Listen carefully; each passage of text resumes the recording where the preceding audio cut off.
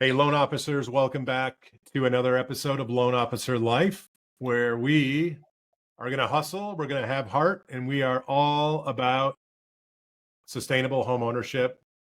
Who better to come on and talk about all those things than Sam Royer? Sam, thanks for joining me. This is, again, long overdue. I've had you on my most wanted guest list for quite a while, and I'm so glad we're able to spend some time here together on this little podcast.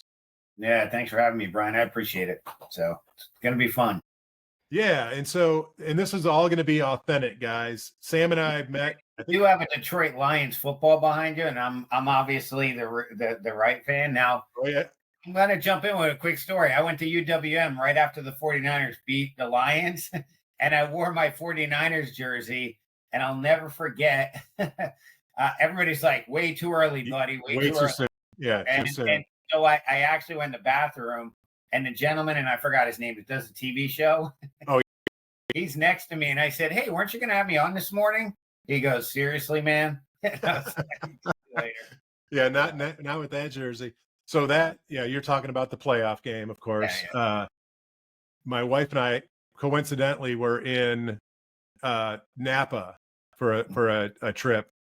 And we were debating, do we break off from a day of wine tasting and go buy a couple tickets and go to the game? We did not do it.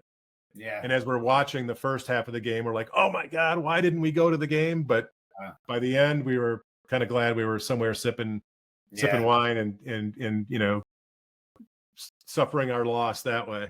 Yeah, it's cool. So there's a lot of ground we can cover, Sam. Yeah.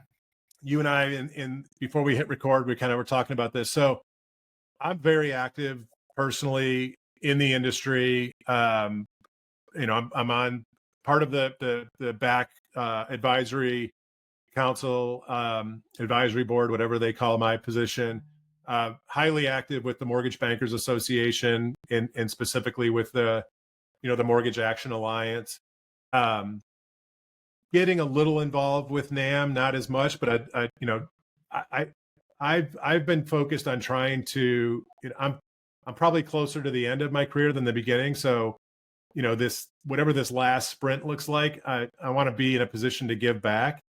Yeah. And I've seen you show up everywhere on my feeds, right? And I have a question.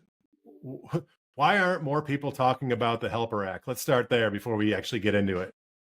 Probably because I'm either that guy you really enjoy talking to and like, or I'm the guy that just pisses you off.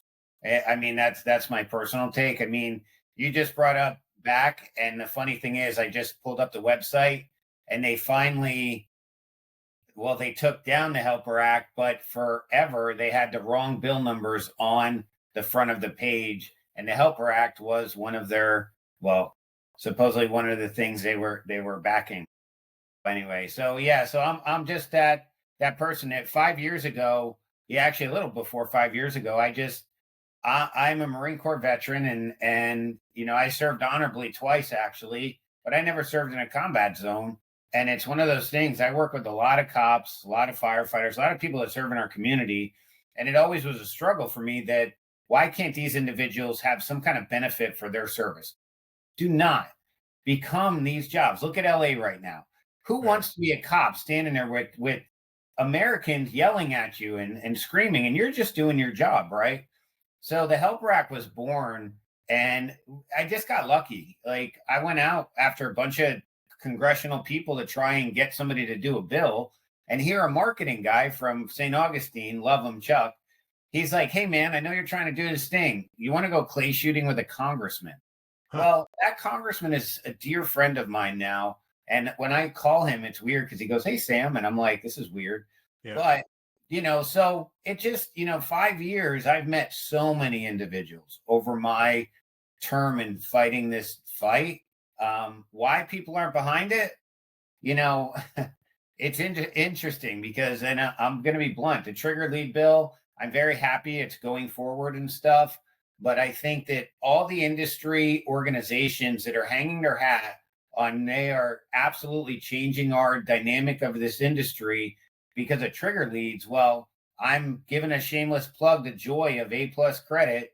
I've been using her for some time, and none of my clients get trigger lead calls because I do hybrid credit reports and they work.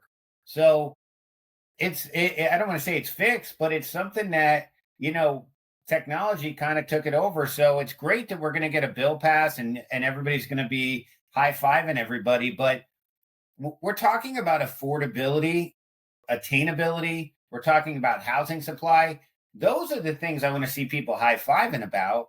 So, I don't want to be super negative because I'm actually probably the caffeine kicking in, but I can't, to answer your question. It's just because I'm the wrong messenger for this group, for this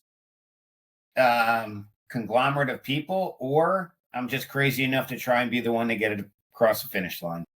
Well, maybe it's a combination of both, but we'll figure that out.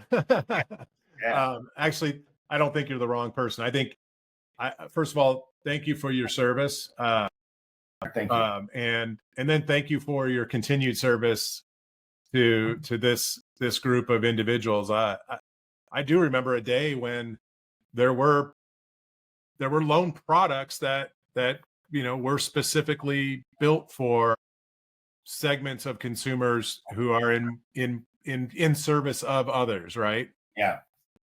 Sadly, we've seen most of those go away. And to your point, there's, we have a loan program, a loan product for our veterans, thank God, right? And it's, this better than anybody. I'm sure you do a ton of VA loans. It's one of the best loan programs out there still. It is the best. Yeah. Hands down. Yeah. 65% of veterans aren't paying a funding fee anymore. I mean, one of my biggest loans only a short time ago, the guy got like a 2% rate for $1 million. Like, right. It's crazy. And he had a service connected, so there was no funding fee. So to your point, you're wrong. Dave Ramsey, if you're watching this, you're wrong. VA loans are good. I hope Dave Ramsey's watching. That'd be good. Yeah. That'd be good for my numbers. Dave, if you're out there, please share, subscribe, and share this podcast. Yeah, and Dave, I challenge you. I mean, I used to work for an organization that you back, and they're a great group of people, Churchill Mortgage. But the fact is that I'll challenge you every day on FHA and VA. But you talk about how people shouldn't buy homes, but think about the generational wealth that's been lost because of your advice to people. Think about the money. I mean, I sit in my house, and this isn't like a pompous thing. I bought it for $350 in Florida in 2019. Now I probably could sell it for $5.5. A lot of money over 5 years. That's $30,000 a year if you really look at it. 30 or 40,000. Yeah, like that's free money, Dave. So, I like a lot of what Dave preaches and talks about, but when it comes to home ownership, love Debt Snowball. Yep, that's great. That's an awesome one. Yep. You know what though, and we might as well stay on this for a minute. I've actually seen a little bit of the message changing from that organization, from Dave in the group, as it relates to home subtly, right? Subtly, there's a little more. At least there's a little more analysis that they're coaching on to decide, because let's face it, home ownership isn't for everybody. We know that. Yeah. But we also know that the data tells us if you own a home versus rent, your likelihood of having an increased net worth is what is it, like 40% higher or something like that? That's huge. It's a massive number. I don't watch Dave's stuff because then my social media and everything else feed will always have Dave Ramsey. Yeah. And he honestly, I met him. He's a very nice man. But I just think there's a lot of veterans that possibly did not buy homes. The FHA thing, we could tap dance around that. He could be right in certain senses, but VA, especially with 65% not paying a funding fee, right? You take that 20% down, invest it somewhere else. If your rate's low enough where it offsets itself. But anyway, I love it. So can you help us just define for me what exactly is the HELPER Act? When was it drafted?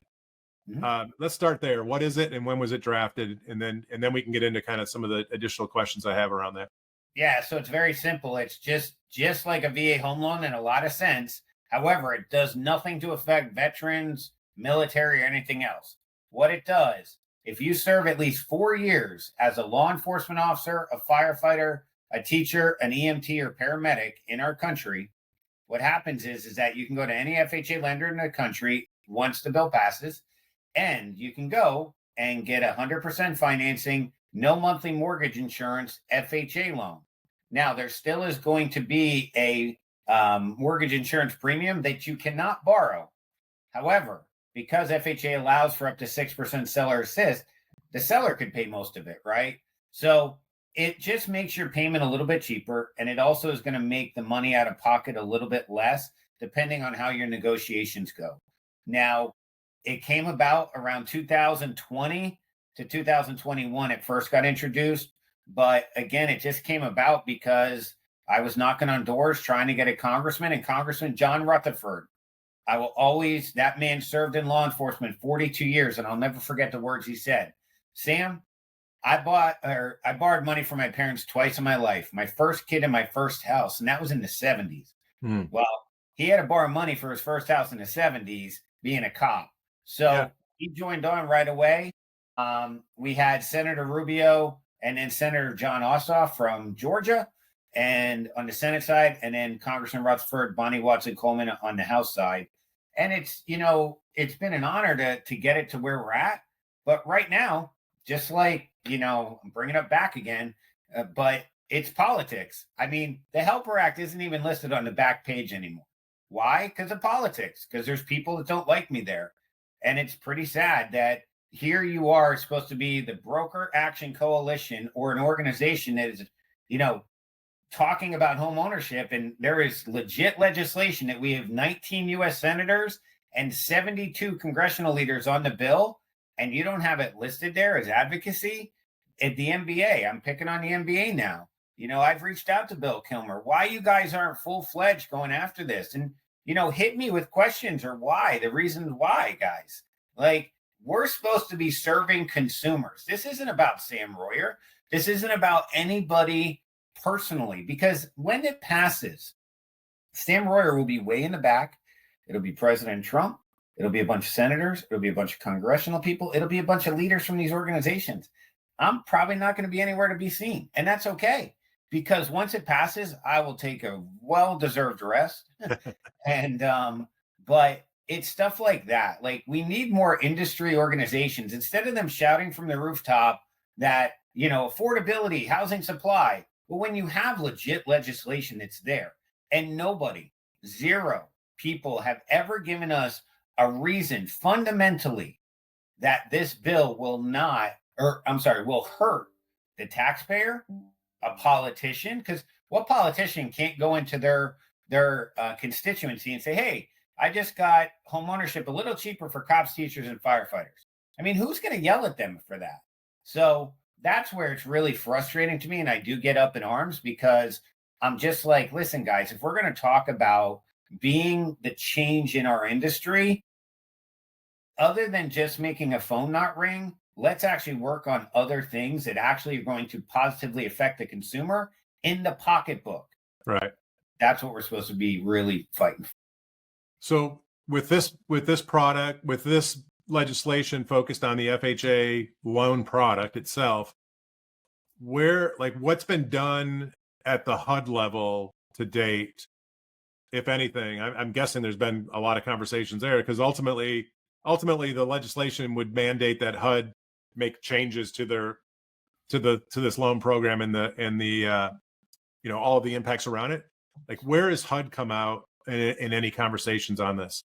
Well, Secretary Turner, if you're listening, or anybody at HUD, we would love to sit down with you. I've been reaching out via Facebook. I've reached out to your people, and you are all over the country talking about affordability. And there's literally legislation sitting there that affects FHA, which is HUD, and nobody's talking to us. Like, come on, guys. Like, stop. The word poser is something that for some reason, that's like the irk word in my world, in my brain. And it's like, I'm not saying you're not doing a great job in other areas, but if we have something that's literally there, like, let's talk about it. Let's bring it about. Tell me why.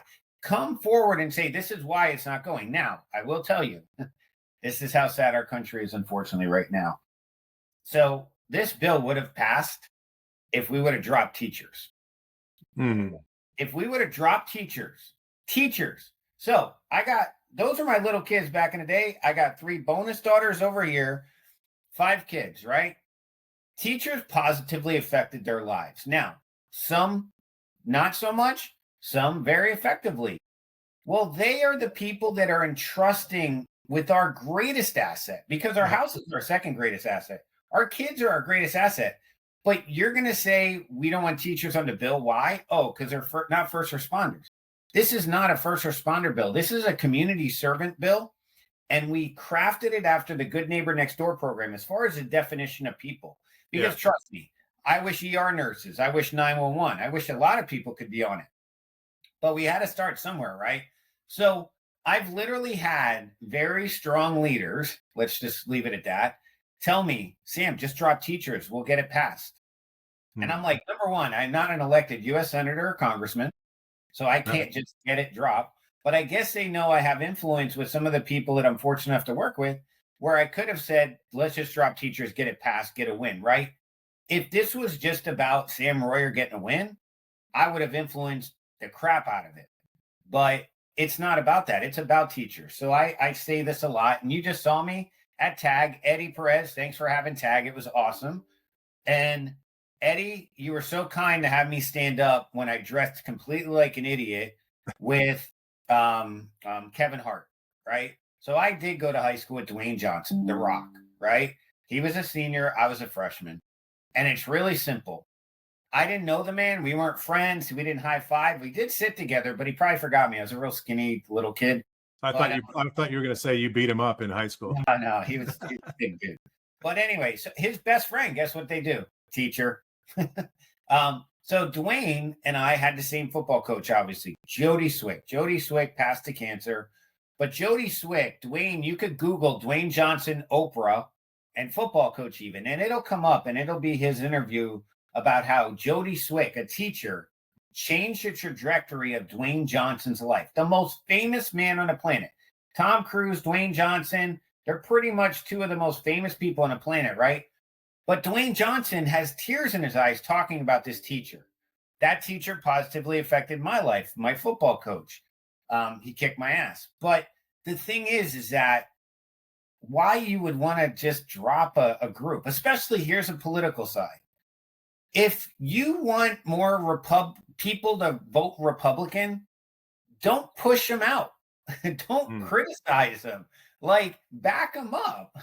But and I'm a Republican. I could care less anymore. I've seen so much in Washington that, there are so many good Democrats or so many good Republicans. John Ossoff, I don't agree with everything about him, but I'll tell you that man has been a champion since day one on this bill. If anybody has really stepped out, him and Congressman Rutherford have really stepped out. And it's like he's the number one target for Republicans to beat this next Congress. Right. But he's been a champion for this bill. I've been at press conferences with him that he's been surrounded by police officers and firefighters. They love him.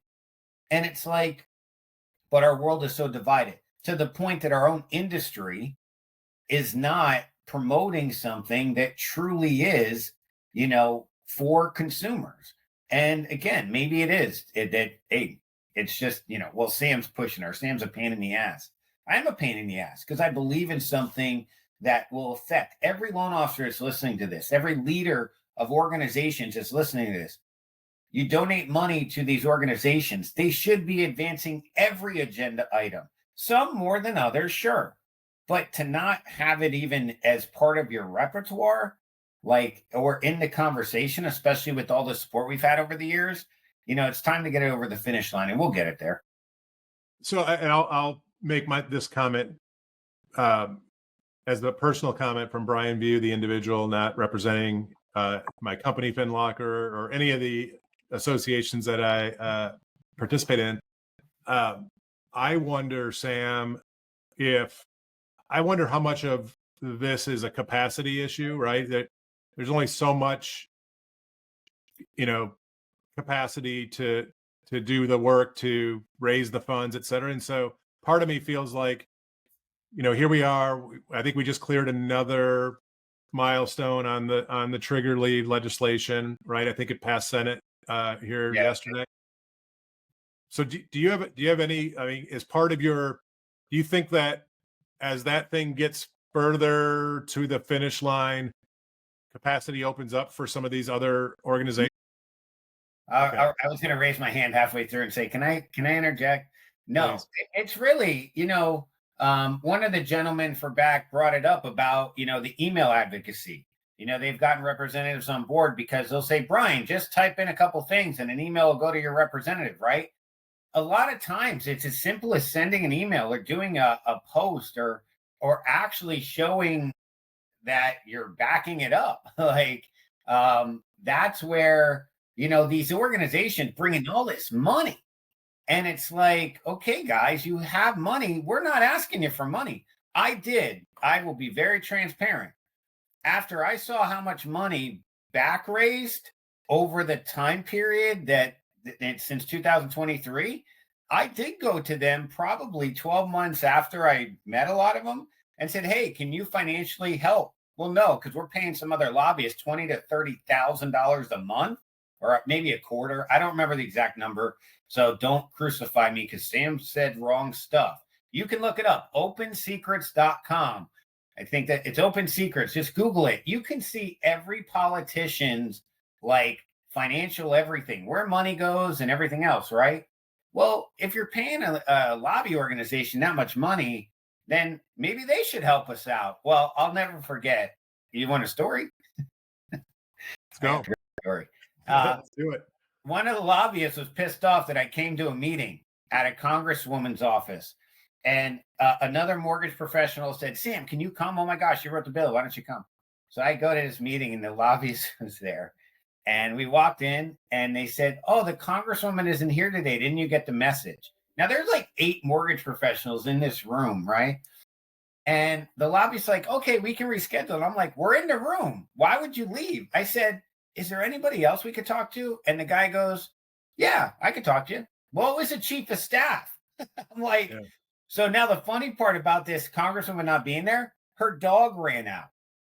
Now, do you really think she wasn't there when her dog's in the office? Anyway, so we had this meeting and this lobbyist got he was standing over me. He's super tall and I was sitting down. And they got to the point and he goes, well, we don't have a lot of South Carolina support. Well, I just dropped on. But anyway, it was Nancy Mace's office. But I said, oh, actually, we do. And I gave him the whole list and then I gave him the rundown. Well, she joined the bill 2 or 3 days later. But the point is, it's we're supposed to be working together. Yeah. And, it's so honestly, Brian, I didn't think we'd be talking about a lot of this, but it's frustrating. And the capacity thing, nobody's asking for a lot of stuff here other than, to be positive. I mean, I did a video at the one event, a 7-minute video, so people understood how to go into their political offices to talk about the HELPER Act. It wasn't even sent to the people that were going into the representatives' offices. And at that point in time, there was one state, I think a couple state bills. There was no federal trigger lead at that point. And the HELPER Act was really the only federal thing to talk about. Well, they sent a whole bunch of mortgage professionals into these offices, and you don't go talk about real estate issues with federal people. I mean, you could bring it up, but they're not driving state legislation. So the HELPER Act was the only real positive thing, but nobody really knew what the HELPER Act was. Well, the funny thing was, I'll never forget being in the room. I started telling people, yeah, I made a YouTube. Here's a link. Well, all you started hearing was my voice all over the room because people were watching it. So they understood it. But anyway. I'm gonna check that out. I'll put that link in the show notes. That's from a while ago. I actually went to the police memorial. It was hot as hell. I went over there and taped it in front of that to show this is why we're fighting. Because these men and women gave their lives for their communities. That's huge. So anyway. You're going to get a lot of hate mail, Brian. I'm just telling you. Oh, man. It's hate mail. Look at this. It's honest. It's all honest stuff. It's real. No, folks, people that are watching, listening, you should research on your own. I'm not here endorsing anything. I seek information, I seek knowledge, and I use this platform to share what I learn. And this is how I learn. And so I happen to be learning on a recorded podcast that's going to be shared to millions of people. Sam, this is going to be in front of millions. Okay, maybe hundreds. Hey, after they Google search it with Ramsey, all of a sudden it's going to blow up, and you're going to be. I will be the podcast that got you over the hump. Oh, this is it. Let's do it. Look, we have a few minutes left. I want to pivot to, let's set aside the organizations, the associations for a minute, for the audience that are, just everyday guys like you and I that are, in the trenches, facing off with consumers and communities, helping to drive homeownership. How do I get involved with with the HELPER Act as an individual loan officer, Sam? Well, there's a couple things. I'm going to go with the sales side and the hard side, right? The hard side.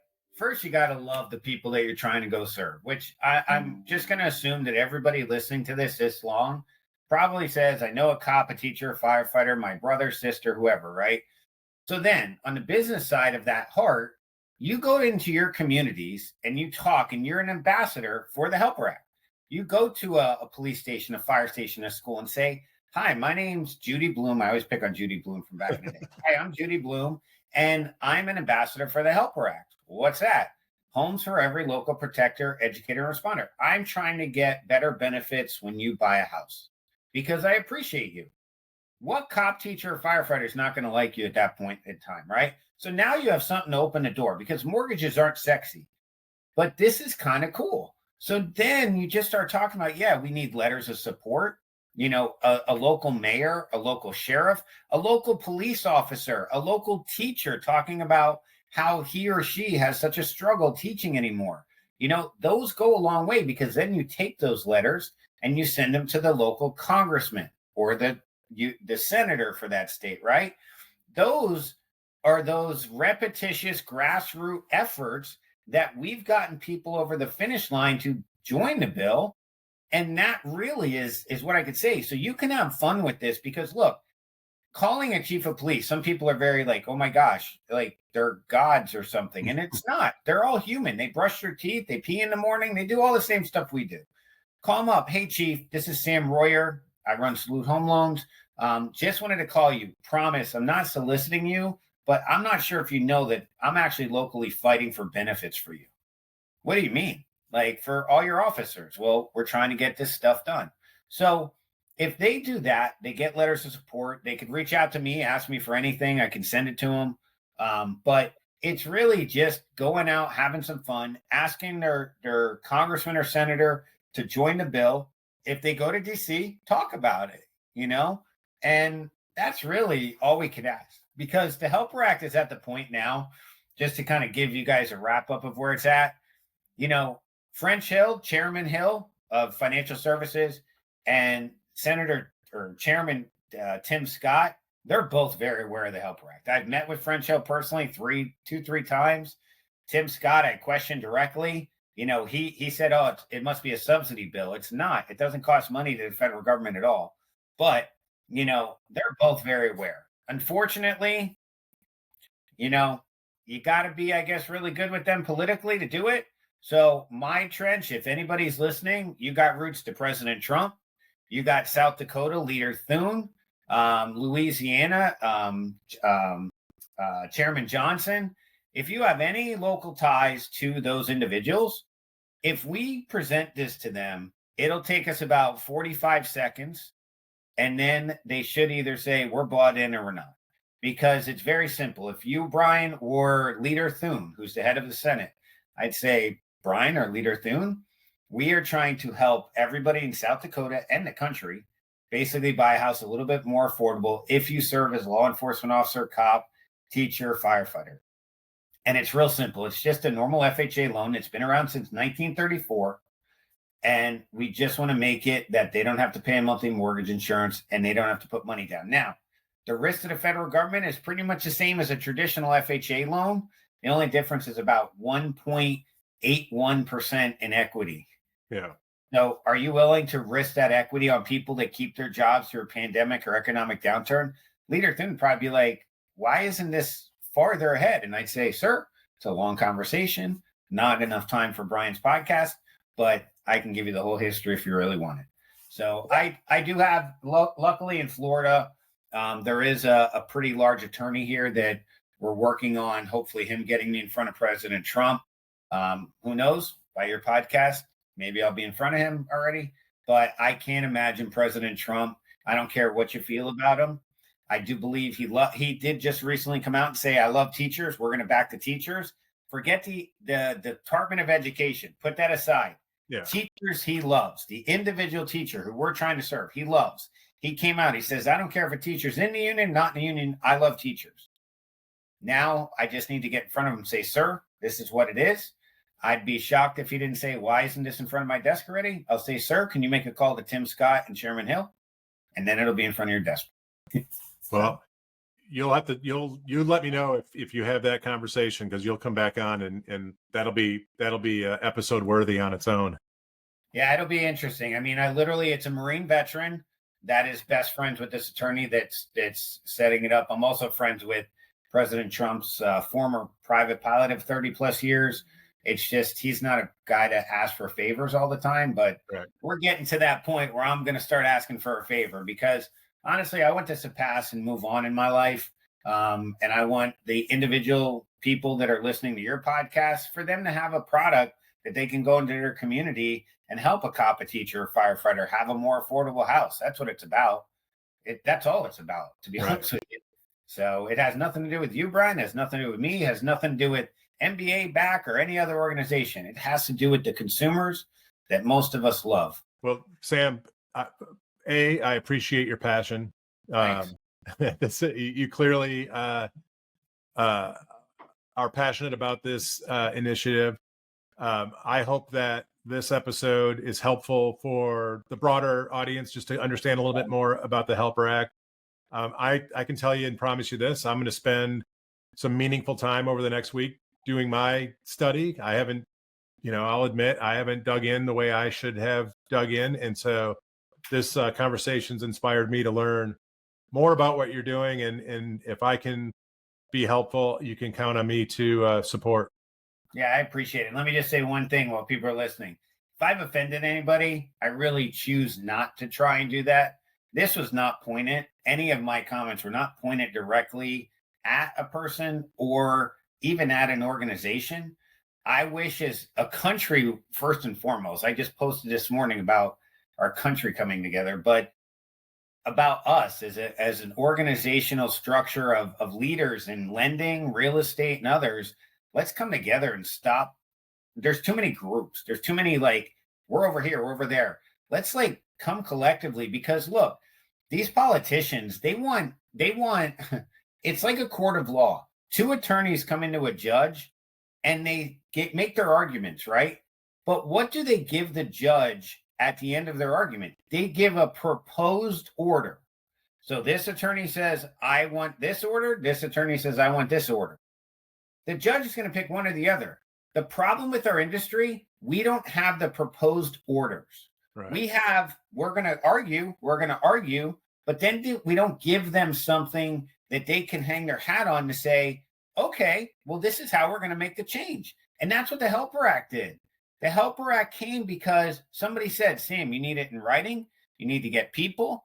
And I didn't understand that at first, but now I do. I needed to go to Congressman Rutherford when I first met him and say, sir, this is the problem. This is how we fix it. And here's my idea. When they took my idea, I am the original visionary. I didn't write the bill because I'm not a legal beagle. Some lawyers in DC did. But then they sent it to me and said, hey, is this right? Yes, it's right. And that was it. So really, if you have an idea of anything, it doesn't matter if it's Save the Spotted Owls, go to those individuals with a proposed order or what you want changed, give it to them very breakdown easy. And a lot of times you'll get a lot of buy-in. It's pretty interesting. Awesome. That's great advice on a lot of fronts. Sam, thank you so much for sharing. I appreciate it. I'm going to put all the links to your information in the show notes. Folks, thanks for tuning in. Come back next Friday for the next episode of Loan Officer Life, where we will continue to hustle, have heart, and support and grow and sustain home ownership. See y'all. Sure. See you guys.